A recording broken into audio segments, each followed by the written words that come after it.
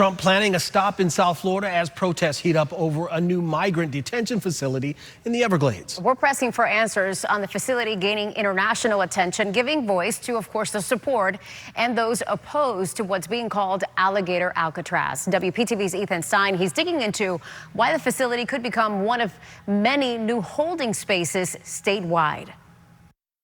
We've seen trucks going in and out of the site all afternoon, and we also obtained documents showing this might be one of many more ICE detention facilities to pop up across the state. Simply put, the federal government needs more bed space. See that man begging on the ground? He's part of the Save Our Soul message from detainees at the Chrome detention facility. We've previously documented overcrowded conditions and humanitarian concerns inside ICE's facility holding people awaiting deportation.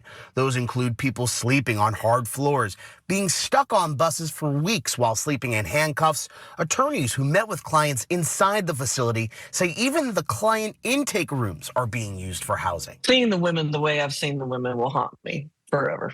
Literally, this group of women with no room to even move around, just banging on the window, begging. With the problems at Chrome, the state is helping the federal government add bed space with a new facility. Governor Ron DeSantis says the existing runway and isolation made it an ideal candidate. Where could you do it that's not going to disturb the community, not going to create any problems? And, there just happens to be this Dade Collier Airport. We drove down to the site in the Everglades. It is desolate, and even getting internet is difficult. But there is Native American tribal land nearby.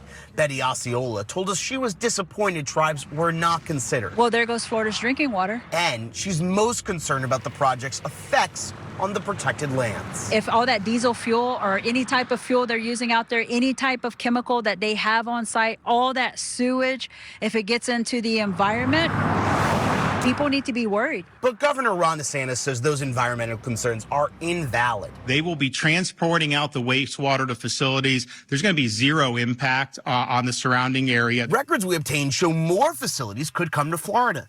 This plan from the Department of Emergency Management says it identified several brick and mortar locations in the northeastern and south central regions of the state that could serve as detention centers.